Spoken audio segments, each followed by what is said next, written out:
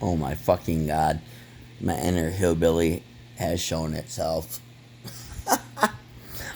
Listen, it's temporary shit. I just need to add power to this. I told you why in another video. I'm not going to continuously blah blah blah going over the same bullshit. I literally need to separate them for a second. Watch. I'm going to throw some of this shit on one of them. Okay? But, look. I use that clamp to hold that wire to the main cord. Keep this shit here bent down here. This one here connected to this. Now these zip ties, what they're doing is these are springs. Fuck that, I need it real strong. So I put it here, pull it tight, and it just makes it clamp harder. Both of them.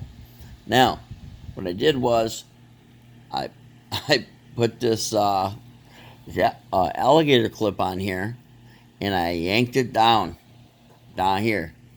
All right, and I twist, doubled it there. If you look, they're not gonna fucking touch. But I'll probably put tape on one anyway.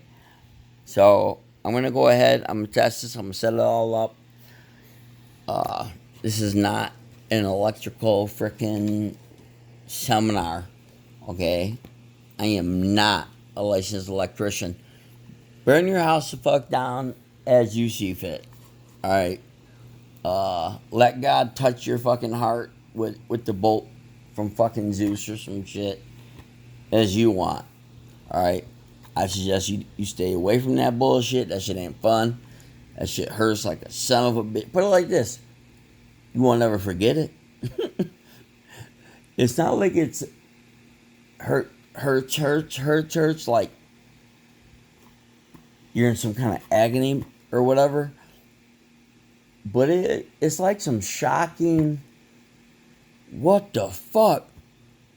You immediately, if you weren't religious before, you immediately are talking about, Jesus, please forgive me.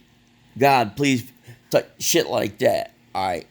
Now you know there's a higher fucking being than you type shit. All right.